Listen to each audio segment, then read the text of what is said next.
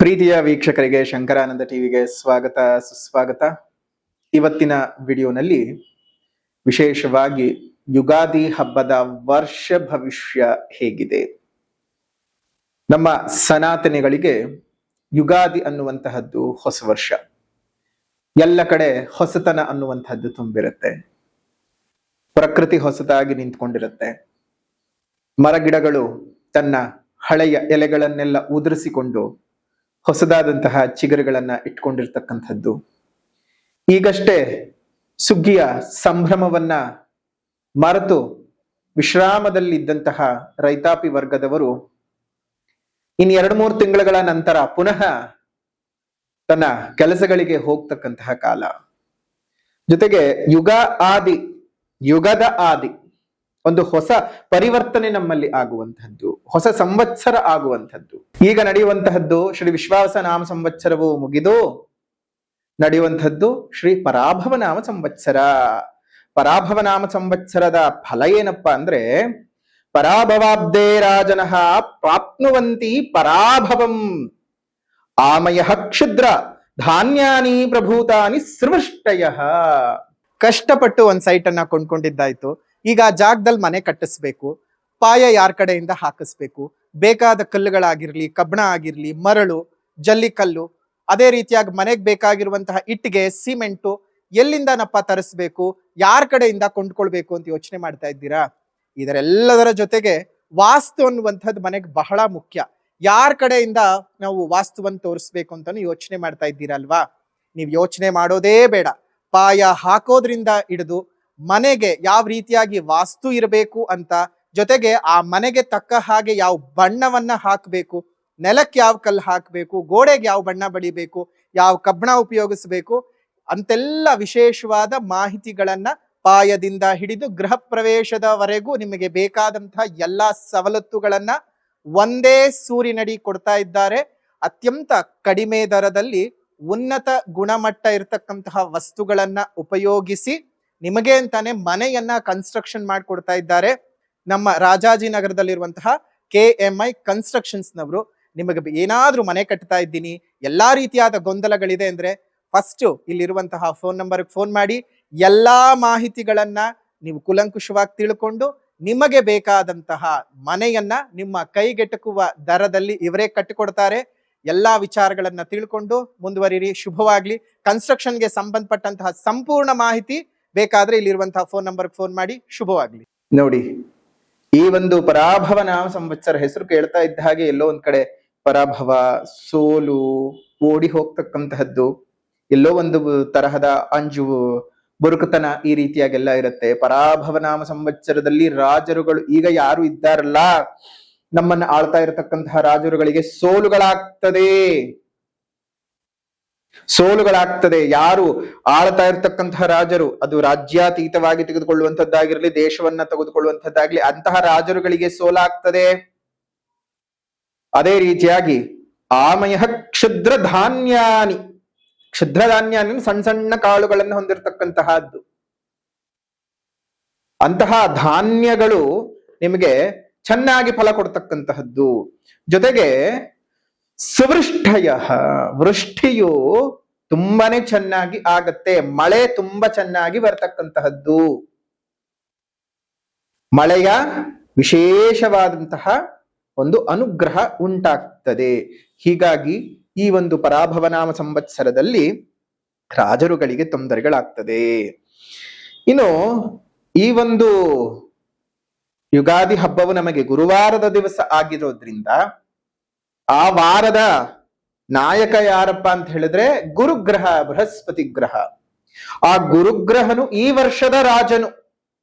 ಅದೇ ರೀತಿಯಾಗಿ ಮಂತ್ರಿಯು ಕುಜನಾಗ್ತಾನೆ, ಸೇನಾಧಿಪತಿಯು ಚಂದ್ರನಾಗ್ತಾನೆ, ಸಸ್ಯಾಧಿಪನು ಶುಕ್ರನಾಗ್ತಾನೆ, ಧಾನ್ಯಾಧಿಪತಿಯು ಬುಧನಾಗ್ತಾನೆ, ಅರ್ಘಾಧಿಪತಿಯು ಚಂದ್ರನಾಗ್ತಾನೆ, ಮೇಘಾಧಿಪತಿಯು ಸಹ ಚಂದ್ರನಾಗ್ತಾನೆ, ರಸಾಧಿಪತಿ ರವಿಯಾದ್ರೆ ನಿರಸಾಧಿಪನು ಗುರುವಾಗ್ತಾನೆ, ಪಶುಗಳ ನಾಯಕನು ಕೃಷ್ಣನಾಗ್ತಾನೆ. ಇಂತಹ ಒಂದು ಸಂದರ್ಭದಲ್ಲಿ ಗುರು ಗ್ರಹ ರಾಜನಾಗಿರೋದ್ರಿಂದಾಗಿ ಏನೇನೆಲ್ಲ ಆಗತ್ತಪ್ಪ ಅಂತ ಹೇಳಿದ್ರೆ, ದ್ವಿಜಾತಯ ಕರ್ಮರತಾತ್ ಸ್ವಧರ್ಮ ಸನ್ಮಾರ್ಗಗಾನೀತಿ ವಿದೋ ನರೇಂದ್ರ ಸುಭಿಕ್ಷಮಾರೋಗ್ಯ ಸುಖೆ ಪ್ರಜಾನಾಂ ಸೃಷ್ಟಿರದಾಧಿಪತೌ ಸುರೇಜ್ಯೇ. ಗುರುವು ರಾಜನಾಗಿರೋದ್ರಿಂದ ದ್ವಿಜರು ಸತ್ಕರ್ಮಗಳನ್ನ ಮಾಡುವಂಥವರಾಗ್ತಾರೆ. ಜನ್ಮನ ಜಾಯತೆ ಜಂತುಹು, ನೀವು ಜನ್ಮದಿಂದ ಜಂತುಗಳೇ ಹೊರತು ನನ್ನ ತಂದೆ ತಾಯಿ ಅವರಿಂದ ಬಂದಂತಹ ಬಳುವಳಿಗಳು ಜಾತಿಗಳಲ್ಲ ಅಥವಾ ವರ್ಣಗಳಲ್ಲ. ತಂದೆ ತಾಯಿಯಿಂದ ಬರುವಂಥದ್ದು ವರ್ಣವಲ್ಲ. ವೇದಗಳಲ್ಲಿ ಅಥವಾ ನಮ್ಮ ಪುರಾತನ ಕಾಲಗಳಲ್ಲಿ ಜಾತಿ ವ್ಯವಸ್ಥೆ ಇರಲಿಲ್ಲ ಹೊರತು ವರ್ಣ ವ್ಯವಸ್ಥೆ ಇದ್ದದ್ದು.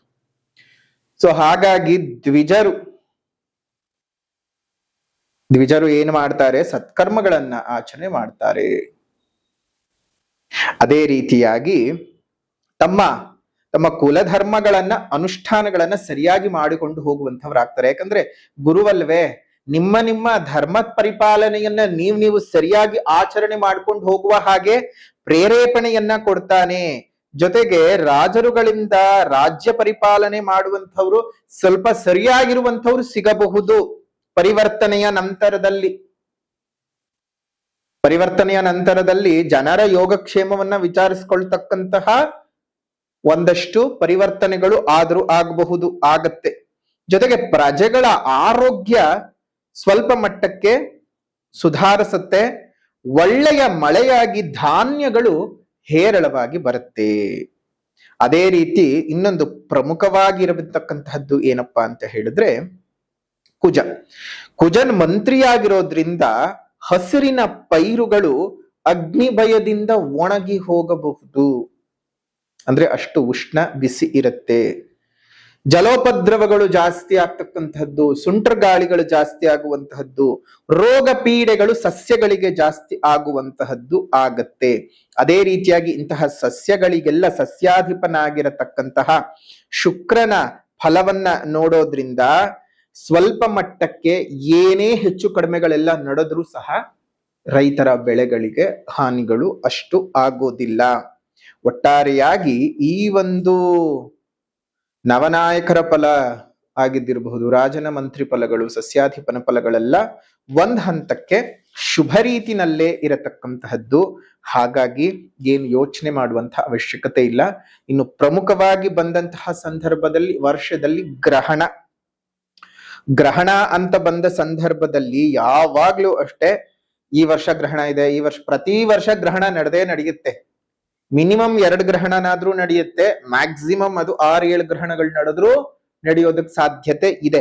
ಆ ಗ್ರಹಣಗಳು ನೀವು ವಾಸ ಮಾಡ್ತಾ ಇರ್ತಕ್ಕಂತಹ ಪ್ರದೇಶಗಳಲ್ಲಿ ಗೋಚಾರವಿದೆಯಾ ಇಲ್ಲವಾ ಅನ್ನುವಂತಹದ್ದೇ ಪ್ರಶ್ನೆ. ಹಾಗಾಗಿ ನೀವು ವಾಸ ಮಾಡ್ತಾ ಇರ್ತಕ್ಕಂತಹ ಪ್ರದೇಶಗಳಲ್ಲಿ ಗೋಚಾರಕ್ಕೆ ಬಂದಾಗ ಮಾತ್ರವೇ, ಈಗ ನಾವೇನಿದ್ದೀವಿ ಭಾರತದಲ್ಲಿ ಇದ್ದೀವಿ, ಆದ್ರೆ ಭಾರತದಲ್ಲಿ ಹುಟ್ಟಿ ಎಷ್ಟೋ ಜನ ವಿದೇಶದಲ್ಲಿ ಕೆಲಸ ಮಾಡ್ತಾ ಇರತಕ್ಕಂಥವ್ರಿದ್ದಾರೆ, ಬೇರೆ ಬೇರೆ ದೇಶಕ್ಕೆ ಹೋಗಿ ಕೆಲಸಗಳನ್ನ ಮಾಡಿ ಅಲ್ಲಿರುವಂಥವ್ರು ಇದ್ದಾರೆ. ಹಾಗಂತ ಹೇಳಿ ನಾನ್ ಭಾರತದಲ್ಲಿ ಹುಟ್ಟಿದ್ದೀನಿ, ನಾನ್ ಬೇರೆ ಕಡೆ ಕೆಲಸ, ಅದೆಲ್ಲ ಬರೋದಿಲ್ಲ. ನೀವ್ ಎಲ್ಲೇ ಹುಟ್ಟಿರಿ, ಎಲ್ಲೇ ಕೆಲಸ ಮಾಡ್ತೀರಿ, ಏನೇ ಮಾಡ್ಕೊಂಡಿರಿ, ನೀವು ಸದ್ಯ ಆ ವಾಸ ಇರತಕ್ಕಂತಹ ಪ್ರದೇಶಗಳಲ್ಲಿ ಏನಾದರೂ ಗ್ರಹಣದ ಗೋಚಾರವಿದ್ರೆ ಮಾತ್ರ. ಒಟ್ಟಾರೆಯಾಗಿ ನಮ್ಗೆ ಈ ವರ್ಷದಲ್ಲಿ ಒಟ್ಟು 4 ಗ್ರಹಣಗಳು ಸಂಭವಿಸುತ್ತೆ. 12ನೇ ತಾರೀಕು 8ನೇ ತಿಂಗಳು 2026 ಬುಧವಾರ, ಆಷಾಢದ ಕೃಷ್ಣ ಪಕ್ಷದ ಅಮಾವಾಸ್ಯ ದಿವಸ ನಿಮ್ಗೆ ಮೊದಲನೇ ಗ್ರಹಣ ನಡೆಯುತ್ತೆ. ಅದು ನಮ್ಮ ಭಾರತಕ್ಕೆ ಗೋಚಾರ ಇಲ್ಲ, ಕಾಣಿಸೋದಿಲ್ಲ. ಎರಡನೇದಾಗಿ 28ನೇ ತಾರೀಕು 8ನೇ ತಿಂಗಳು 2026 ಶ್ರಾವಣದ ಪೌರ್ಣಮಿ ದಿವಸ ನಡೆಯುತ್ತೆ. ಅದು ಸಹ ನಮ್ಮ ಭಾರತ ದೇಶಕ್ಕೆ ಕಾಣಿಸೋದಿಲ್ಲ, ಗ್ರಹಣದ ಆಚರಣೆ ಇಲ್ಲ. ಇನ್ನು 6ನೇ ತಾರೀಕು 2ನೇ ತಿಂಗಳು 2027 ಅಮಾವಾಸ್ಯ ದಿವಸ, ಅದರಲ್ಲೂ ಪೌಷ ಮಾಸದ ಅಮಾವಾಸ್ಯ ದಿವಸ ನಡೆಯುತ್ತೆ. ಅದು ಸಹ ನಮ್ಮ ಕಣ್ಣಿಗೆ, ಅಂದ್ರೆ ಇಲ್ಲಿ ಭಾರತದಲ್ಲಿ ಗೋಚಾರವಿಲ್ಲ. 20ನೇ ತಾರೀಕು 2ನೇ ತಿಂಗಳು 2027 ಪೆನಂಬ್ರಲ್ ಚಂದ್ರಗ್ರಹಣ, ಮಾಘ ಮಾಸದ ಪೌರ್ಣಮಿ ದ್ವಿತೀಯ ದಿವಸ, ಅದು ನಮಗೆ ಕಾಣಿಸುವುದಿಲ್ಲ. ಸೊ ಹಾಗಾಗಿ ನೀವೇನ್ ಯೋಚನೆ ಮಾಡುವಂತಹ ಅವಶ್ಯಕತೆ ಇಲ್ಲ. ಈ ಒಂದು ವರ್ಷದಲ್ಲಿ ಯಾವುದೇ ಒಂದು ಗ್ರಹಣಗಳು ನಮಗೆ ಗೋಚಾರವಿಲ್ಲ. ಆದ್ರೆ ಆ ಗ್ರಹಣದ ಸಮಯ ಬಂದಂತಹ ಸಂದರ್ಭದಲ್ಲಿ ನೀವು ಏನೇನ್ ಮಾಡ್ಬೇಕು, ಏನೇನ್ ಮಾಡಬಾರ್ದು, ಗ್ರಹಣದ ಆಚರಣೆ ಇಲ್ಲ, ಆದ್ರೆ ಗ್ರಹಣಕ್ಕೂ ಮೀರಿದ್ದು ಕೆಲವೊಂದು ನಮ್ಮ ಬದುಕಿನಲ್ಲಿ ದೇವರ ಉಪಾಸನೆಗಳನ್ನಾಗ್ಲಿ, ಮಂತ್ರೋಪದೇಶಗಳನ್ನಾಗ್ಲಿ, ಅಥವಾ ನಮ್ಮ ಇಷ್ಟದ ದೇವತೆಗಳ ಉಪಾಸನೆಯ ಅನುಷ್ಠಾನದ ಕ್ರಮಗಳನ್ನ ಮಾಡ್ಕೊಂಡು ಹೋಗೋದಕ್ಕೆ ಅದು ಪರ್ವಕಾಲಗಳಾಗಿರ್ತವೆ. ಗೋಚಾರವಿದ್ರೆ ಇನ್ನು ಶಕ್ತಿ ಹೆಚ್ಚು. ಆದ್ರೆ ನಭೋಮಂಡಲದಲ್ಲಿ ಆಗೇ ಆಗೋದ್ರಿಂದ ನೀವು ಮಾಡ್ಕೊಳ್ಬೇಕಾದದ್ದನ್ನ ನಾವು ಹೇಳ್ಕೊಡ್ತೀವಿ ಆ ಸಮಯ ಬಂದಂತಹ ಸಂದರ್ಭದಲ್ಲಿ. ಸೊ ಹಾಗಾಗಿ ಎಲ್ಲವೂ ಸಹ ಶುಭವಾಗ್ಲಿ, ಮಂಗಳವಾಗ್ಲಿ. ನಾವು ಪ್ರತಿ ವರ್ಷವೂ ಅಷ್ಟೇ ಯಾವುದೇ ವರ್ಷ ಭವಿಷ್ಯವನ್ನ ಲೆಕ್ಕಾಚಾರ ಹಾಕುವಂತಹ ಸಂದರ್ಭದಲ್ಲಿ ಪ್ರತಿ ಬಾರಿ ಗಣನಕ್ಕೆ ತೆಗೆದುಕೊಳ್ತಕ್ಕಂಥದ್ದು ಗುರು ಶನಿ ರಾಹು ಕೇತುಗಳು. ಯಾಕಂದ್ರೆ ಬಹಳ ದೀರ್ಘಕಾಲದಲ್ಲಿ ಸಂಚಾರ ಮಾಡೋದ್ರಿಂದ ಗುರುಬಲವಾಗ್ಲಿ ಶನಿ ಬಲವಾಗ್ಲಿ ಅದು ಎಷ್ಟು ಪ್ರಬಲವಾಗಿ 2.5 ವರ್ಷ 1 ವರ್ಷ ಇರುತ್ತಲ್ಲ, ಹಾಗಾಗಿ ಅದನ್ನ ಪ್ರಮುಖ ಸ್ಥಾನ ಅಂತ ತಗೊಂಡು ಮಿಕ್ಕಿದ್ದೆಲ್ಲ ಗೋಚಾರದ್ದು ಆಯಾ ಮಾಸಗಳಲ್ಲಿ ಬದಲಾವಣೆ ಆಗ್ತಾನೆ ಹೋಗ್ತಾ ಇರುತ್ತೆ. ಸೊ ಅದನ್ನ ಮಾಸ ಭವಿಷ್ಯದಲ್ಲಿ ತಿಳ್ಕೊಳ್ಳೋಣ. ಇಲ್ಲಿ ಪ್ರಮುಖವಾಗಿ ನೋಡಿ, ನಮಗೆ 1ನೇ ತಾರೀಕು 6ನೇ ತಿಂಗಳು 2026 ಮಧ್ಯರಾತ್ರಿ 2:25 ಅಂದ್ರೆ 2ನೇ ತಾರೀಕು 6ನೇ ತಿಂಗಳು 2026 ತನ್ನ ಉಚ್ಚ ಸ್ಥಾನವಾಗಿರ್ತಕ್ಕಂತಹ ಕರ್ಕಾಟಕ ರಾಶಿಗೆ ಪುನರ್ವಸು ನಕ್ಷತ್ರ 4ನೇ ಪಾದಕ್ಕೆ ಗುರುವು ಸಂಚಾರ ಮಾಡ್ತಾ ಇದ್ದಾನೆ. ಗುರುವು ತನ್ನ ಸ್ಥಾನವನ್ನ ಮಿಥುನ ರಾಶಿಯಿಂದ ಒಂದು ಕರ್ಕಾಟಕ ರಾಶಿ ಪ್ರಯಾಣವನ್ನು ಬೆಳೆಸ್ತಾ ಇದ್ದಾನೆ. ಇದು ನೋಡಿ 12 ವರ್ಷಗಳಿಗೆ ಒಮ್ಮೆ ನಡೀತಕ್ಕಂತಹದ್ದು. ಪ್ರತಿ ರಾಶಿಗೂ 12 ವರ್ಷಕ್ಕೊಮ್ಮೆನೆ ಬರ್ತಕ್ಕಂತಹದ್ದು. ಆದ್ರೆ ಇದು ಪರಮ ಉಚ್ಚ ಸ್ಥಾನ. ಈ ರಾಶಿ ಮತ್ತು ಮಕರ ರಾಶಿಯ ಪ್ರವೇಶವಾಗಬೇಕಾದಾಗ ಬಹಳ ಒಂದು ಪ್ರಮುಖ ಸ್ಥಾನವನ್ನ ಗುರು ಪಡ್ಕೊಳ್ತಾನೆ. ನೋಡಿ, ಗುರುವು ಇಲ್ಲಿ ಎಲ್ಲರೂ ಬರೆದಿಟ್ಕೊಳ್ಳಿ, ಈಗ ಬಂಗಾರ ಬಲುಭಾರವಾಗ್ತಾ ಇದೆ, ಬೆಳ್ಳಿ ಅಂತೂ ನಮಗೆ ಮೇಲ್ ಹೋಗಿ ಕೆಳಗ್ ಬಿದ್ದು ಹೋಗಿದೆ. ಇನ್ನು ಯುಗಾದಿ ಹಬ್ಬದ ಬರೋ ಹೊತ್ತಿಗೆ ಖಂಡಿತ ಬೆಳ್ಳಿ ಆಗ್ಲಿ ಬಂಗಾರವಾಗ್ಲಿ ತನ್ನ ಹೊಳಪನ್ನ ಮತ್ತಷ್ಟು ಹೆಚ್ಚಿಸ್ಕೊಳ್ಳತ್ತೆ ಅನ್ನೋದನ್ನ ಯಾರು ಮರಿಬೇಡಿ. ಇಲ್ಲಿ ಚಂದ್ರನಿಂದ ಚಾಂದಿಯನ್ನು ಅಂತಂದ್ರೆ ಬೆಳ್ಳಿಯನ್ನು, ಗುರುವಿನಿಂದ ಬಂಗಾರವನ್ನು ನಾವು ನೋಡ್ತೇವೆ. ಇಲ್ಲಿ ಉಚ್ಚ ಸ್ಥಾನಕ್ಕೆ ಸಂಚಾರ ಮಾಡ್ತಾ ಇದ್ದಾಗ್ಲೇನೆ ನಿಮಗೆ ನೋಡಿ ಅರ್ಥ ಮಾಡ್ಕೋಬೇಕು, ಗುರು ಯಾವಾಗ ವೃಷಭ ರಾಶಿಗೆ ಪ್ರವೇಶ ಮಾಡಿದ್ನೋ, ನಾವು ಹೇಳಿದ್ವಿ ವೃಷಭ ರಾಶಿಗೆ ಪ್ರವೇಶ ಮಾಡಿದಾಗ್ಲೇ ಹೇಳಿದ್ವಿ 10,000ಕ್ಕಿಂತ ಜಾಸ್ತಿ ಹೋಗುತ್ತೆ, ಬರೆದಿಟ್ಕೊಳ್ಳಿ ಅಂತ. ಈಗ 10,000 ಅಲ್ಲ, 10,000 ದಾಟಿ 16,000 17,000 ಮಟ್ಟಕ್ಕೆ ಬಂದು ನಿಂತ್ಕೊಂಡು ಈಗ ಪುನಃ ಕಡಿಮೆ ಆಗಿರತಕ್ಕಂತಹದ್ದು. ಇನ್ನು ಶನಿ ಅಂತ ಬಂದ ಸಂದರ್ಭಕ್ಕೆ ಶನಿಯ ಸ್ಥಾನ ಪರಿವರ್ತನೆ ಏನೂ ಇಲ್ಲ, ಆದರೆ ತನ್ನ ಸ್ಥಾನಗಳ ಬದಲಾವಣೆ ಇಲ್ಲದೆ ಇದ್ರೂ ಸಹ ವಕ್ರೀಗತನ ಆಗ್ತಾ ಇದ್ದಾನೆ. ವಕ್ರೀಗತನ ಆದಾಗ ತನ್ನ ಹಿಂದಿನ ಮನೆಯ ಸ್ಥಾನದ ಫಲಗಳನ್ನ ಹೇಳ್ಬೇಕಾಗತ್ತೆ. ಹಾಗಾಗಿ 26ನೇ ತಾರೀಕು 7ನೇ ತಿಂಗಳು 2026 ತನ್ನ ವಕ್ರವನ್ನ ಆರಂಭ ಮಾಡಿದ್ರೆ 9ನೇ ತಾರೀಕು 12ನೇ ತಿಂಗಳು 2026 ವಕ್ರೀಗತದಿಂದ ಆಚೆ ಬರ್ತಾನೆ. ಜೊತೆಗೆ ರಾಹುಕೇತುಗಳು ಡಿಸೆಂಬರ್ನ ತಿಂಗಳಲ್ಲಿ 5ನೇ ತಾರೀಕು 12ನೇ ತಿಂಗಳು 2026 ಧನಿಷ್ಠಾ ನಕ್ಷತ್ರ 2ನೇ ಪಾದಕ್ಕೆ ಅಂದ್ರೆ ಮಕರ ರಾಶಿಗೆ ರಾಹುವು ಬಂದರೆ, ಅದೇ ದಿವಸ ಆಶ್ಲೇಷ ನಕ್ಷತ್ರ 4ನೇ ಪಾದಕ್ಕೆ ಒಂದು ಕೇತುವು ಬರ್ತಕ್ಕಂತಹದ್ದು. ಧನಿಷ್ಠಾ ನಕ್ಷತ್ರ 2ನೇ ಪಾದಕ್ಕೆ ರಾಹು ಬಂದು ಮಕರ ರಾಶಿಗೆ ಬಂದರೆ, ಆಶ್ಲೇಷ ನಕ್ಷತ್ರ 4ನೇ ಪಾದಕ್ಕೆ ಒಂದು ಕೇತುವಿನ ಆಗಮನ ಉಂಟಾಗ್ತಾ ಇರತಕ್ಕಂಥದ್ದು. ಇದಿಷ್ಟು ಈ ವರ್ಷ ನಡೀತಕ್ಕಂತಹ ಒಂದು ಗ್ರಹಗಳ ಬದಲಾವಣೆಗಳು. ಧನಸ್ಸು ರಾಶಿಯವರ ಯುಗಾದಿ ಹಬ್ಬದ ವರ್ಷ ಭವಿಷ್ಯವನ್ನ ಗಮನಿಸೋದಾಯ್ತು ಅಂತ ಹೇಳಿದ್ರೆ, ಗ್ರಹ ಸ್ಥಿತಿಗಳನ್ನ ನೋಡೋದಾಯ್ತು ಅಂದ್ರೆ ಯುಗಾದಿ ಹಬ್ಬದ ಹೊಸ್ತಿಲಿನಲ್ಲಿ ರಾಶಿಯಿಂದ ತೃತೀಯದಲ್ಲಿ ಬುಧ ಮತ್ತು ರಾಹುವಿನ ಸಂಚಾರ, ಚತುರ್ಥದಲ್ಲಿ ಶನಿ ಕುಜ ಮತ್ತು ರವಿಯ ಸಂಚಾರ, ಪಂಚಮದಲ್ಲಿ ಶುಕ್ರ ಸಂಚಾರ ಮಾಡ್ತಾ ಇದ್ರೆ, ಸಪ್ತಮದಲ್ಲಿ ಗುರುವಿನ ಸಂಚಾರವಾಗ್ತಾ ಇದೆ. ಅದಾದ ನಂತರ ಭಾಗ್ಯಸ್ಥಾನದಲ್ಲಿ ಇರ್ತಕ್ಕಂತಹ ಕೇತು. ಪ್ರಮುಖವಾಗಿ ಈ ವರ್ಷ ಬದಲಾವಣೆ ಆಗ್ತಾ ಇರುವಂತಹ ಗ್ರಹಗಳು ಅಂತ ಹೇಳಿದ್ರೆ, ಪ್ರತಿ ತಿಂಗಳು ಸೂರ್ಯ ಮತ್ತು ಬುಧನ ಸಂಚಾರಗಳು, ಶುಕ್ರನ ಸಂಚಾರ, ಕುಜನ ಸಂಚಾರಗಳಿದ್ದದ್ದೇ. ಆದ್ರೆ ಪ್ರಮುಖವಾಗಿ ಗುರುವಿನ ಸಂಚಾರ ಉಂಟಾಗ್ತಾ ಇರತಕ್ಕಂತಹದ್ದು 1ನೇ ತಾರೀಕು 6ನೇ ತಿಂಗಳು 2026 ರಾತ್ರಿ 2:25 ಅರ್ಥಾತ್ 2ನೇ ತಾರೀಕು 6ನೇ ತಿಂಗಳು 2026 ಗುರು ತನ್ನ ಮಿಥುನ ರಾಶಿಯ ಸಂಚಾರವನ್ನ ಮುಗಿಸಿ ಒಂದು ವಿಶೇಷವಾಗಿ ತನ್ನ ಉಚ್ಚಸ್ಥಾನವಾಗಿರತಕ್ಕಂತಹ ಕರ್ಕಾಟಕ ರಾಶಿಗೆ ಪ್ರವೇಶವನ್ನು ಮಾಡ್ತಾ ಇದ್ದಾನೆ. ಆ ಕರ್ಕಾಟಕ ರಾಶಿಗೆ ಪ್ರವೇಶವನ್ನು ಮಾಡುವಂತಹ ಈ ಶುಭ ಸಂದರ್ಭದಲ್ಲಿ ನಿಮಗೆ 8ನೇ ಮನೆಯ ಸಂಚಾರವಾಗ್ತದೆ. 8ನೇ ಮನೆಯ ಸಂಚಾರವಾಗೋದ್ರಿಂದಾಗಿ ಹಲವಾರು ಅರಿಷ್ಟ ಕೆಟ್ಟ ವಿಚಾರಗಳು ನಿಮ್ಮ ಬದುಕಿನಲ್ಲಿ ನಡೆಯೋದು ಆಗಿರುತ್ತೆ.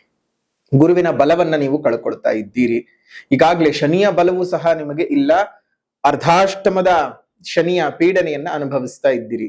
ಅಂದ್ರೆ ಈ ವರ್ಷ ಶ್ರೀ ಪರಾಭವನಾಮ ಸಂವತ್ಸರ ಧನಸ್ಸು ರಾಶಿಯವರಿಗೆ ಗೋಚಾರದ ರೀತಿಯ ನೋಡೋದಾಯ್ತು ಅಂತ ಹೇಳಿದ್ರೆ, ಯಾವುದೇ ರೀತಿಯಾಗಿರತಕ್ಕಂತಹ ಪ್ರಬಲ ಗ್ರಹಗಳ ಅನುಕೂಲಗಳನ್ನ ನೀವು ಪಡೆದುಕೊಳ್ಳೋದಕ್ಕೆ ಸಾಧ್ಯವಾಗ್ತಾ ಇಲ್ಲ. ಆದ್ರೆ ಒಂದು ಅರ್ಥ ಮಾಡ್ಕೋಬೇಕು, ನಿಮ್ ಜನ್ಮ ಜಾತಕದಲ್ಲಿ ಏನಾದ್ರೂ ಶುಭ ರೀತಿಯಾಗಿರ್ತಕ್ಕಂತಹ ದಶಾಭುಕ್ತಿಗಳು ನಡೀತಾ ಇದ್ರೆ ಗೋಚಾರದಲ್ಲಿರ್ತಕ್ಕಂತಹ ಪ್ರಭಾವಗಳು ಕಡಿಮೆಯಾಗ್ತದೆ.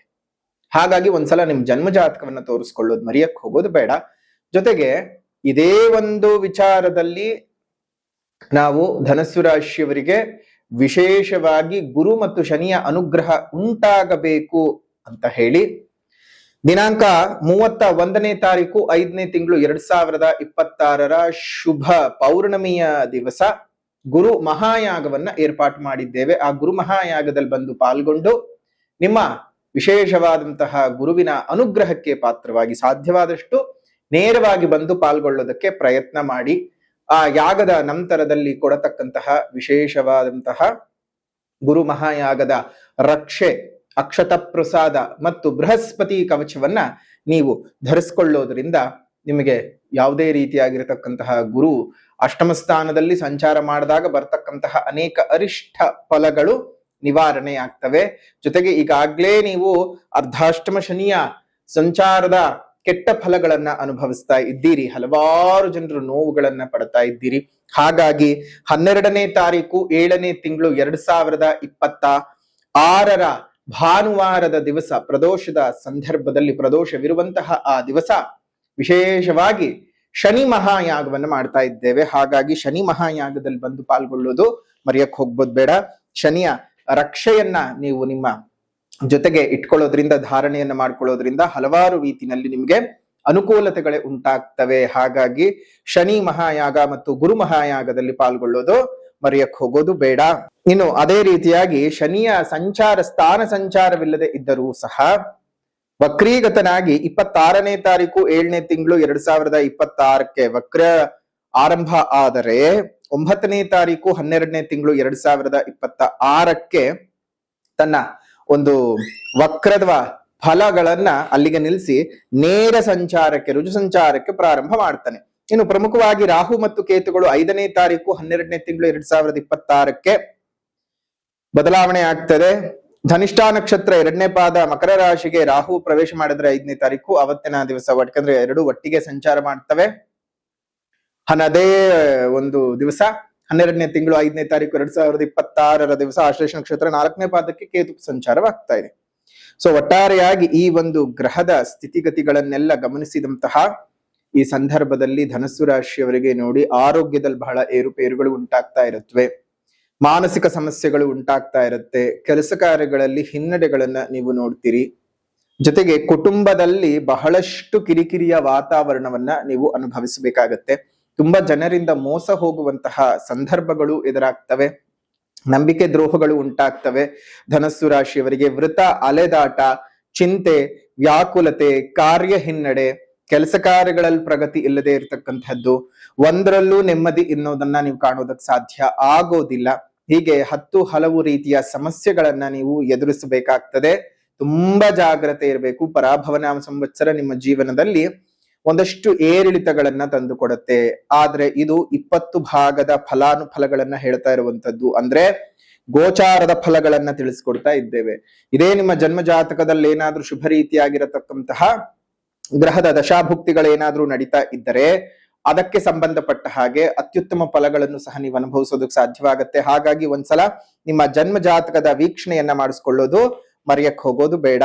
ಇನ್ನು ಅದೇ ರೀತಿಯಾಗಿ ಹಣಕಾಸಿನ ವಿಚಾರ, ಲಾಭ ನಷ್ಟದ ವಿಚಾರವನ್ನ ನಾವು ಗಮನಿಸೋದಾಯ್ತು ಅಂತ ಹೇಳಿದ್ರೆ, ಒಂದು ಧನಸ್ಸು ರಾಶಿಯವರಿಗೆ ಆದಾಯ 14 ಇರತ್ತೆ, ವ್ಯಯ 11 ಇದೆ, ಆರೋಗ್ಯ 5, ಅನಾರೋಗ್ಯ 2, ರಾಜ ಪೂಜಾ 3, ರಾಜಕೋಪ 5, ಅದೇ ರೀತಿಯಾಗಿ ಸುಖ 6, ದುಃಖ 3 ಇರತಕ್ಕಂತಹದ್ದು.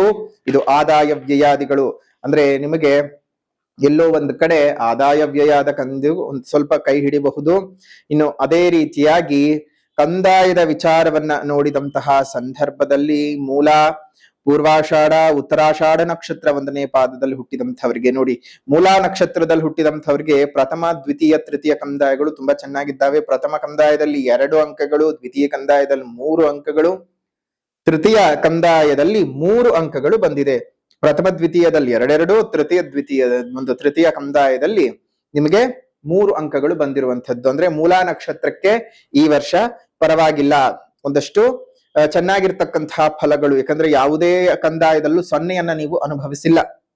ಹಾಗಾಗಿ ಈ ವರ್ಷ ಮೂಲಾ ನಕ್ಷತ್ರದವರಿಗೆ ಚೆನ್ನಾಗಿದೆ. ಪ್ರಥಮ ಕಂದಾಯ ಚೈತ್ರದಿಂದ ಹಿಡಿದು ಶ್ರಾವಣದವರೆಗೂ, ಅದೇ ರೀತಿಯಾಗಿ ದ್ವಿತೀಯ ಕಂದಾಯ ಶ್ರಾವಣದಿಂದ ಮಾರ್ಗಶಿರದವರೆಗೂ, ತೃತೀಯ ಕಂದಾಯವು ಮಾರ್ಗಶಿರದಿಂದ ಹಿಡಿದು ಪುಷ್ಯಂಬ ಪಾಲ್ಗುಣ ಮಾಸದವರೆಗೂ ಸಹ ಇರುತ್ತೆ. ಈ ಒಂದು ಕಂದಾಯಗಳಲ್ಲಿ ನಿಮಗೆ ಅನುಕೂಲವಿದೆ. ಇನ್ನು ಪೂರ್ವಾಷಾಢ ನಕ್ಷತ್ರಕ್ಕೆ ನೋಡೋದಾಯ್ತು ಅಂತ ಹೇಳಿದ್ರೆ, ಪ್ರಥಮ ಕಂದಾಯ 5 ತುಂಬಾ ಚೆನ್ನಾಗಿರುತ್ತೆ. ಪ್ರಾಥಮಿಕವಾಗಿರ್ತಕ್ಕಂತಹ 4-5 ತಿಂಗಳುಗಳು ತುಂಬಾ ಚೆನ್ನಾಗಿರುತ್ತವೆ. ದ್ವಿತೀಯದಲ್ಲಿ 0 ಅಂದ್ರೆ ಮತ್ತೆ 4 ತಿಂಗಳು ನೀವು ಡ್ರಾಪ್ ಆಗ್ತೀರಿ. ತೃತೀಯ ಕಂದಾಯದಲ್ಲಿ 1 ಅಂದ್ರೆ ಮತ್ ಪುನಃ ಡ್ರಾಪ್ ಆದಂಥವ್ರು ಮೇಲಕ್ಕೆ ಹೋಗ್ತೀರಿ. ಅಂದ್ರೆ ಪೂರ್ವಾಷಾಢ ನಕ್ಷತ್ರಕ್ಕೆ ಇದ್ದಕ್ಕಿದ್ದ ಹಾಗೆ ಮೇಲ್ ಹೋಗಿ ಕೆಳಗ್ ಬಂದು ಮತ್ತೆ ಪುನಃ, ಈಗ ಮೊನ್ನೆ ಬೆಳ್ಳಿ ರೇಟ್ ಆಯ್ತಲ್ಲ, ಅತ್ಯಂತ ಮೇಲಕ್ಕೆ ಹೋಗಿ ಮತ್ತೆ ಧಡಾರ್ ಅಂತ ಕೆಳಗ್ ಬಿದ್ದು ಈಗ ಒಂದ್ ಸ್ವಲ್ಪ ಸಸ್ಟೈನ್ ಆಗ್ತಿದೆಯಲ್ಲ, ಆ ರೀತಿಯಾಗಿ ಇರ್ತಕ್ಕಂಥದ್ದು. ಇನ್ನು ಉತ್ತರಾಷಾಢ ನಕ್ಷತ್ರದವರಿಗೆ ಪ್ರಥಮ ಕಂದಾಯ 0 ಇದೆ.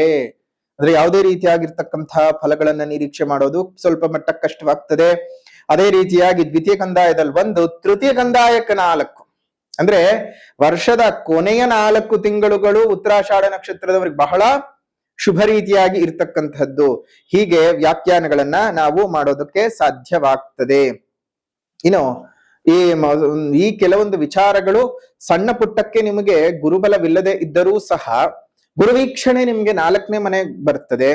ಅದೇ ರೀತಿಯಾಗಿ ನಿಮ್ಗೆ ಧನಸ್ಥಾನದ ಮೇಲೆ ಬರುತ್ತೆ, ವ್ಯಯಸ್ಥಾನದ ಮೇಲೆ ಬರುತ್ತೆ. ಹಾಗಾಗಿ ಕೆಲವೊಂದು ಗುರುವಿನ ದೃಷ್ಟಿಯ ವಿಚಾರಗಳಿಂದಾಗಿ ನಿಮಗೆ ಅನುಕೂಲತೆಗಳು ಉಂಟಾಗುವಂತಹದ್ದು ಇರುತ್ತೆ. ಮೊದಲನೇದಾಗಿ ನಿಮಗೆ ಈ ತುಂಬಾ ದಿವಸಗಳಿಂದ ನನಗೆ ಮನೆ ಕಟ್ಕೊಳ್ಳೋಕ್ ಸಾಧ್ಯ ಆಗ್ತಾ ಇಲ್ಲ, ಅಥವಾ ನನಗೆ ಸೈಟ್ ಕೊಂಡ್ಕೊಳ್ಳೋಕ್ ಸಾಧ್ಯ ಆಗ್ತಾ ಇಲ್ಲ ಅಂತ ಯೋಚನೆ ಮಾಡ್ತಾ ಇರ್ತಕ್ಕಂಥವ್ರಿಗೆ ಅದೆಲ್ಲ ನಿಮ್ಗೆ ಒಂದಿಷ್ಟು ಶುಭ ಸುದ್ದಿಗಳು ಬರ್ತಕ್ಕಂಥದ್ದು. ಒಂದಷ್ಟು ಒಳ್ಳೆ ರೀತಿಯಾಗಿರ್ತಕ್ಕಂಥ ಮನೆ ಕಟ್ಕೊಳ್ಳೋದು, ಅಥವಾ ಪ್ಲಾಟ್ ಗಳನ್ನ ಖರೀದಿ ಮಾಡ್ತಕ್ಕಂಥದ್ದು, ಫ್ಲಾಟ್ ಗಳನ್ನ ಖರೀದಿ ಮಾಡ್ತಕ್ಕಂಥದ್ದು ಆಗತ್ತೆ. ಒಂದಷ್ಟು ಇನ್ವೆಸ್ಟ್ಮೆಂಟ್ ಗಳನ್ನ ಮಾಡ್ಕೋತೀರಾ. ಎಲ್ಲ ಒಂದ್ ರೀತಿಯಾಗಿ ಜೀವನಕ್ಕೆ ಒಂದ್ ಹಂತಕ್ಕೆ ಎಲ್ಲೋ ಒಂದ್ ಕಡೆ ಒಳ್ಳೆಯದ ಅಂಶಗಳು ಸಹ ಕೆಲವೊಮ್ಮೆ ನಡೀತಾ ಹೋಗ್ತಾ ಇರತ್ತೆ. ಆದ್ರೆ ಎಲ್ಲೋ ಒಂದ್ ಕಡೆ ಚಿಂತೆ ಏನಪ್ಪಾ, ಹೇಗಪ್ಪ, ಮುಂದೇನು, ಮತ್ತೇನು ಅನ್ನುವಂತಹ ವ್ಯಾಕುಲತೆಗಳು ಜಾಸ್ತಿ ಆಗ್ತಾ ಬರ್ತವೆ. ಕೋರ್ಟು ಕಚೇರಿ ಕೆಲಸಗಳೇನಾದ್ರೂ ಇತ್ತು ಅಂತ ಹೇಳಿದ್ರೆ ಅಡ್ಡಿ ಆತಂಕಗಳು ಜಾಸ್ತಿ ಆಗ್ತಕ್ಕಂಥದ್ದು, ವಿರೋಧಿಗಳ ಕುತಂತ್ರಗಳು ಜಾಸ್ತಿ ಆಗ್ತಕ್ಕಂಥದ್ದಾಗತ್ತೆ. ಅದರ ಜೊತೆಗೇನೆ ನಿಮ್ಗೆ ಸಮಾಜದಲ್ಲಿ ಇದ್ದಕ್ಕಿದ್ದ ಹಾಗೆ ಮರ್ಯಾದೆಗಳು ಜಾಸ್ತಿ ಆಗತ್ತೆ. ಒಂದಷ್ಟು ಗೌರವ ಸ್ಥಾನಮಾನಗಳು ಪ್ರಾಪ್ತಿ ಆಗ್ತಕ್ಕಂಥದ್ದು, ಉತ್ತಮ ಸ್ಥಾನಗಳನ್ನ ನೀವು ಗಳಿಸ್ಕೊಳ್ತಕ್ಕಂಥದ್ದು, ವರ್ಗಾವಣೆಗಳಾಗ್ತಕ್ಕಂಥದ್ದು, ಉದ್ಯೋಗದಲ್ಲಿ ಪ್ರಗತಿಗಳನ್ನ ನೋಡ್ತಕ್ಕಂಥದ್ದು. ಆದ್ರೆ ಅದು ಯಾವುದು ನಿಮಗೆ ನೆಮ್ಮದಿ ಅಂತ ಕೊಡಲ್ಲ. ಹೆಸರಿಗಷ್ಟೇ ಉನ್ನತವಾಗಿರ್ತಕ್ಕಂತಹ ಹುದ್ದೆಗಳಾಗಿರುತ್ತವೆ, ದೊಡ್ಡ ಸ್ಥಾನಮಾನಗಳಾಗಿರುತ್ತವೆ. ಆದ್ರೆ ಅದನ್ನ ನಿಭಾಯಿಸುವ ಶಕ್ತಿ ನಿಮಗಿರುತ್ತೆ, ನಿಭಾಯಿಸ್ತೀರಿ, ಅದು ಬೇರೆ ವಿಚಾರ. ಬಟ್ ಆದ್ರೆ ಯಾವ್ದ್ರಲ್ಲೂ ನೆಮ್ಮದಿಯನ್ನ ನೋಡ್ಕೊಳ್ಳೋದಕ್ಕೆ ಸಾಧ್ಯ ಆಗಲ್ಲ. ಟೆನ್ಷನ್ನು ಈ ರೀತಿಯಾಗಿ ಇರುತ್ತೆ. ಜೊತೆಗೆ ನೌಕರರಿಗೆ ಮೇಲಧಿಕಾರಿಗಳ ಕಿರಿಕಿರಿಗಳನ್ನ ಸಹ ಅನುಭವಿಸಬೇಕಾಗ್ತದೆ. ಅದರಲ್ಲೂ ಸಹ ನಿಮಗೆ ಶ್ರಾವಣ ಮಾಸ ಬಹಳ ಘಾತಕವಾಗಿರುತ್ತದೆ. ಜಾಗ್ರತೆ. ಧನಸ್ಸು ರಾಶಿನಲ್ಲಿ ಹುಟ್ಟಿರ್ತಕ್ಕಂಥವರಿಗೆ ಶ್ರಾವಣ ಮಾಸ ಬಹಳ ಘಾತಕವನ್ನ ಮಾಡ್ತಕ್ಕಂಥದ್ದು. ಆ ತಿಂಗಳಲ್ಲಿ ಎಚ್ಚರಿಕೆಯಿಂದ ಇರಬೇಕು. ಆ ಒಂದು ತಿಂಗಳ ಮಾಸ ಭವಿಷ್ಯ ಬಂದಂತಹ ಸಂದರ್ಭದಲ್ಲಿ ಅದರ ಎಚ್ಚರಿಕೆಯ ಕ್ರಮಗಳನ್ನ ನಾವು ಹೇಳ್ಕೊಡ್ತೀವಿ. ನಿಮ್ಗೆ ನೋಡಿ, ಒಂದು ಬಡ್ತಿ ಸಿಗ್ತಕ್ಕಂಥದ್ದು, ಪ್ರಮೋಷನ್ ಎಲ್ಲ ಸಿಗುವಂತಹ ಸಾಧ್ಯತೆಗಳು ಇದ್ದಾವೆ. ಆದ್ರೂ ಸಹ ನಿಮ್ಗೆ ಯಾಕೋ ನಿರಾಸೆ ಇರುತ್ತವೆ. ಅಲ್ಲಿ ಒಳಗಡೆ ಏನೋ ಜಗಳಗಳು ಜಾಸ್ತಿ ಆಗತಕ್ಕಂಥದ್ದು. ಇನ್ನು ವ್ಯಾಪಾರಿಗಳಿಗೆ ವ್ಯಾಪಾರಕ್ಕೆ ಹೊಸ ಇನ್ವೆಸ್ಟ್ಮೆಂಟ್ ಗಳನ್ನ ಮಾಡ್ಕೊಳ್ಳೋದಾಗ್ಲಿ, ಇರೋದನ್ನ ಎಕ್ಸ್ಟೆಂಡ್ ಮಾಡ್ಕೊಳ್ಳೋದಕ್ಕಾಗ್ಲಿ ಅವಕಾಶವಿಲ್ಲ. ಇರೋದನ್ನ ನಡೆಸ್ಕೊತಾ ಹೋಗ್ತಾ ಇರಿ. ಹೊಸದಾಗಿ ಏನು ಮಾಡೋದಕ್ಕೆ ಹೋಗ್ಬೇಡಿ. ಅತ್ಯಧಿಕವಾಗಿ ಖರ್ಚಾಗುವ ಸಾಧ್ಯತೆಗಳಿದೆ. ಅದನ್ನೆಲ್ಲ ಸ್ವಲ್ಪ ಜೋಪಾನ ಮಾಡಿಕೊಂಡು ಕಟ್ಟಿಟ್ಕೊಳ್ಳುವಂಥದ್ದು ಉತ್ತಮ. ಇನ್ನು ವಿದ್ಯಾರ್ಥಿಗಳಿಗೆ ನೋಡೋದಾಯ್ತು ಅಂದ್ರೆ ತುಂಬಾ ಪರಿಶ್ರಮ ಬೇಕೇ ಬೇಕು. ನಿಮ್ಮ ವಿದ್ಯಾಸ್ಥಾನದಲ್ಲಿ ಈಗಾಗಲೇ ಶನಿಯ ಸಂಚಾರ, ಅದರಲ್ಲೂ ಹೈಯರ್ ಸ್ಟಡೀಸ್ ಅನ್ನು ಮಾಡ್ತಾ ಇರತಕ್ಕಂಥವ್ರಿಗೆ ಶನಿಯ ಸಂಚಾರ. ಹುಷಾರು, ಜಾಗ್ರತೆ, ಓವರ್ ಕಾನ್ಫಿಡೆನ್ಸ್ ಗಳು ಬೇಡ.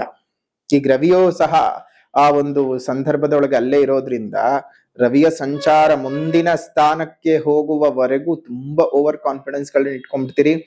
ಆ ಸಂದರ್ಭದಲ್ಲಿ ಏನಾದರೂ ನಿಮಗೆ ಒಂದು ಉತ್ತಮವಾಗಿರತಕ್ಕಂತಹ ಪರೀಕ್ಷೆಗಳು ಬಂತು ಅಂತ ಹೇಳಿದ್ರೆ ಸರಿಯಾಗಿ ಜಾಗ್ರತೆಯಾಗಿ ನೀವು ಮಾಡಬೇಕು. ಒಳ್ಳೇದಾಗ್ಲಿ. ಇನ್ನು ರೈತರಿಗೆ ತುಂಬಾ ನಷ್ಟಗಳೇನು ಉಂಟಾಗೋದಿಲ್ಲ. ಅಂದ್ರೆ ನೀವು ನಿರೀಕ್ಷೆ ಮಾಡಿದಷ್ಟು ಲಾಭ ನಿಮ್ಮ ಕೈ ಸೇರದೆ ಹೋದರೂ ನಷ್ಟವಂತೂ ಆಗಲಾರದು, ಅಸಲಿಗೆ ಮೋಸವಿಲ್ಲ. ಲಾಭಾಂಶಗಳಲ್ಲಿ 100 ರೂಪಾಯಿ ಲಾಭ ಅಂತ ಅನ್ಕೊಂಡಿರ್ತೀರಿ, ಖರ್ಚುಗಳನ್ನು ಕಳೆದು ನನ್ನ ಕೈಗೆ 100 ರೂಪಾಯಿ ಹೆಚ್ಚಿಗೆ ಲಾಭ ಬರಬಹುದು ಅಂತ ಅಂದ್ಕೊಂಡಿರ್ತೀರಿ. ಆದ್ರೆ ಅದು 50 ರೂಪಾಯಿ 60 ರೂಪಾಯಿ ಬರುವಂತಹ ಸಾಧ್ಯತೆಗಳಿದೆ. ಉದಾಹರಣೆಗೆ ಇನ್ನು ಕಂಕಣ ಭಾಗ್ಯದ ವಿಚಾರಕ್ಕೆ ಬಂದಂತಹ ಸಂದರ್ಭದಲ್ಲಿ ಕಂಕಣ ಭಾಗ್ಯದ ಯೋಗ ಇದೆ, ಅದನ್ನ ಸರಿಯಾದ ರೀತಿಯಲ್ಲಿ ಉಪಯೋಗಿಸ್ಕೊಳ್ಳಿ. ಇನ್ನು ಸಂತಾನದ ವಿಚಾರಕ್ಕೂ ಸಹ ಏನಂತಹ ತೊಂದರೆ ಏನು ಇಲ್ಲ, ಮುಂದಿನ ದಿನಮಾನಗಳಲ್ಲಿ ಸಂತಾನವೂ ಸಹ ಉತ್ತಮವಾಗಿ ಇರುತ್ತೆ. ಇದಿಷ್ಟು ಧನಸ್ಸು ರಾಶಿಯವರ ಈ ಒಂದು ಪರಾಭವನಾಮ ಸಂವತ್ಸರದ ವಿಶೇಷವಾಗಿರತಕ್ಕಂತಹ ಒಂದು ವರ್ಷ ಭವಿಷ್ಯ. ಇನ್ನು ಪರಿಹಾರ ಅಂತ ಬಂದ ಸಂದರ್ಭಕ್ಕೆ ಮೊದಲನೆಯದ್ದಾಗಿ ಸಾಮಾಜಿಕ ಪರಿಹಾರ. ಪ್ರಕೃತಿಯನ್ನು ಉಳಿಸಿ, ಪ್ರಕೃತಿಯನ್ನು ಬೆಳೆಸಿ, ಸಾಧ್ಯವಾದ ಕಡೆಗಳೆಲ್ಲ ಗಿಡಗಳನ್ನ ನೆಟ್ಟು ಪೋಷಣೆ ಮಾಡುವಂತಹ ಅಭ್ಯಾಸವನ್ನು ಮಾಡ್ಕೊಳ್ಳಿ. ಪ್ರಕೃತಿ ಜೊತೆಗೆ ಬದುಕಿ, ಪಶುಗಳನ್ನ ಕಾಪಾಡ್ಕೊಳ್ಳಿ, ಪಕ್ಷಿಗಳಿಗೆ ಆಸರೆಯಾಗಿರಿ. ನಿಮ್ಮ ಮನೆ ಮುಂದೆ ಮತ್ತು ಮೇಲ್ಭಾಗದಲ್ಲಿ ಒಂದು ಸಣ್ಣ ಸಣ್ಣ ಕುಂಡಗಳಲ್ಲಿ ನೀರನ್ನ ಇಡುವಂತಹ ಅಭ್ಯಾಸ ಮಾಡ್ಕೊಳ್ಳಿ. ಅದರಿಂದ ಅದೆಷ್ಟೋ ಜೀವ ಜಂತುಗಳಿಗೆ ನೀವು ಕೊಡ್ತಕ್ಕಂತಹ ಹನಿ ನೀರು ಅವರ ಜೀವವನ್ನ ಉಳಿಸ್ಕೊಳ್ಳೋದಕ್ಕೆ ಸಾಧ್ಯವಾಗುತ್ತೆ. ಒಂದು ಜೀವಿಯ ಜೀವ ಉಳಿಸಿದಂತಹ ಪುಣ್ಯದ ಫಲ ನಿಮಗೆ ಸಿಗತ್ತೆ. ನೀವು ಖಂಡಿತವಾಗಿಯೂ ನಾವು ಇದನ್ನ ಹೇಗೆ ಹೇಳ್ತಿದ್ದೀವಿ ಅಂದ್ರೆ, ಎಲ್ಲರೂ ಸ್ವಾರ್ಥದಲ್ಲೇ ಪ್ರಪಂಚ ಬದುಕ್ತಾ ಇದೆ. ಆ ಪ್ರಪಂಚದಲ್ಲಿ ಸ್ವಾರ್ಥದಲ್ಲಿ ಬದುಕುವುದನ್ನು ಬಿಟ್ಬಿಡಿ, ಪ್ರಪಂಚದಲ್ಲಿ ನೀವು ಪ್ರಾಪಂಚಿಕರಾಗಿ ಬದುಕಿ, ಆಗ್ಲೇ ನಿಮ್ಗೆ ಜೀವನದ ಯಶಸ್ಸು ಸಿಗೋಕ್ ಸಾಧ್ಯ ಅಂತ ಹೇಳ್ತಾ, ಇನ್ನು ಸಾಮಾಜಿಕ ಪರಿಹಾರದ ನಂತರದಲ್ಲಿ ಆಧ್ಯಾತ್ಮಿಕ ಪರಿಹಾರ. 5 ಔದುಂಬರ ಗಿಡಗಳನ್ನ ಅಥವಾ ಅಶ್ವತ್ಥ ಗಿಡಗಳನ್ನ ಸಾಧ್ಯವಾದ ಕಡೆ ನೆಟ್ಟು ಪೋಷಣೆ ಮಾಡಿ. ಔದುಂಬರ ಗಿಡವನ್ನ ನೀವು ಮನೆಯಲ್ಲೇ ನೆಟ್ಟು ಪೋಷಣೆ ಮಾಡ್ಕೋಬಹುದು. ಒಂದ್ ದೊಡ್ಡ ಪಾಟ್ಗೆ ಹಾಕೊಂಡ್ಬಿಟ್ರೆ ಆರಾಮಾಗಿ ಟೆರೆಸ್ ನಲ್ಲೋ ಅಥವಾ ಮನೆ ಮುಂದ್ಗಡೆಗೋ ಎಲ್ಗೋ ಒಂದ್ ಕಡೆ ನೆಟ್ಟು ಪೋಷಣೆ ಮಾಡ್ಕೊಳ್ಳಿ. 5 ಔದುಂಬರ ಗಿಡಗಳನ್ನ ನೆಟ್ಟು ಪೋಷಣೆ ಮಾಡಿ. ಜೊತೆಗೆ ಪ್ರತಿ ದಿನವೂ ಸಹ ಸಂಜೆಯ ಹೊತ್ನಲ್ಲಿ ಗುರುವಾಷ್ಟಕಂ ಸ್ತೋತ್ರದ ಪಠಣವನ್ನು ಮಾಡಿ. ದತ್ತಾತ್ರೇಯ ಸ್ವಾಮಿಯ ಬೀಜಾಕ್ಷರಿಗಳನ್ನ ಪಠಣ ಮಾಡಿ. ಓಂ ದ್ರಾಂ ದ್ರೀಂ ದ್ರೌಂ ದತ್ತಾತ್ರೇಯಾಯ ನಮಃ. ಓಂ ದ್ರಾಂ ದ್ರೀಂ ದ್ರೌಂ ದತ್ತಾತ್ರೇಯಾಯ ನಮಃ. ಓಂ ದ್ರಾಂ ದ್ರೀಂ ದ್ರೌಂ ದತ್ತಾತ್ರೇಯಾಯ ನಮಃ. ಇದನ್ನ ಪಠಣವನ್ನ ಮಾಡ್ತಾ ಬನ್ನಿ. ಜೊತೆಗೆ ಈಗ ನಾವು ಹೇಳ್ಕೊಡುವಂತಹ ಗುರು ಬೀಜಾಕ್ಷರಿಯನ್ನ 108 ಬಾರಿ ಪೂರ್ವಕ್ಕೆ ಅಭಿಮುಖವಾಗಿ ಬೆಳಗ್ಗೆ ಹೊತ್ತು ಪಠಣವನ್ನು ಮಾಡಿ, ಸೂರ್ಯೋದಯಕ್ಕೂ ಮುಂಚಿತವಾಗಿ. ಅದರಿಂದ ನಿಮಗೆ ಬಹಳ ಅನುಕೂಲತೆಗಳು ಉಂಟಾಗ್ತದೆ. ಓಂ ಗ್ರಾಂ ಗ್ರೀಂ ಗ್ರೌಂ ಸಹ ಗುರವೇ ನಮಃ. ಓಂ ಗ್ರಾಂ ಗ್ರೀಂ ಗ್ರೌಂ ಸಹ ಗುರವೇ ನಮಃ. ಓಂ ಗ್ರಾಂ ಗ್ರೀಂ ಗ್ರೌಂ ಸಹ ಗುರವೇ ನಮಃ. ಇದನ್ನ ಪ್ರತಿನಿತ್ಯವೂ ಸಹ 108 ಬಾರಿ ಪಠಣವನ್ನು ಮಾಡ್ತಾ ಬನ್ನಿ. ಮಾಡಿ ನಿಮ್ಮ ಕೆಲಸ ಕಾರ್ಯಗಳಲ್ಲಿ ಮುಂದುವರಿತಾ ಹೋಗಿ. ಜೊತೆಗೆ ಇದನ್ನ ಕಮೆಂಟ್ ಮಾಡಿ. ಈ ಬೀಜಾಕ್ಷರಿಯನ್ನ ಶುಭವಾಗ್ಲಿ, ಮಂಗಳವಾಗ್ಲಿ. ಇದಾಗಿತ್ತು ಪರಾಭವನಾಮ ಸಂವತ್ಸರದ ಧನುಸ್ಸು ರಾಶಿಯವರ ವಾರ್ಷಿಕ ಫಲ. ವಿಡಿಯೋ ಇಷ್ಟ ಆಗಿದ್ರೆ ಲೈಕ್ ಮಾಡಿ, ಶೇರ್ ಮಾಡಿ, ಕಮೆಂಟ್ ಮಾಡಿ. ಮತ್ತೊಂದು ವಿಡಿಯೋನಲ್ಲಿ ಭೇಟಿ ಮಾಡೋಣ. ಅಲ್ಲಿವರೆಗೂ ನಮಸ್ಕಾರ. ಲೋಕಾ ಸಮಸ್ತ ಸುಖಿನೋ ಭವಂತು, ಸಕಲ ಸನ್ಮಂಗಳಾನಿ ಭವಂತು, ಸರ್ವೇ ಜನಾಃ ಸುಖಿನೋ ಭವಂತು, ಸಮಸ್ತ ಸನ್ಮಂಗಳಾನಿ ಭವಂತು.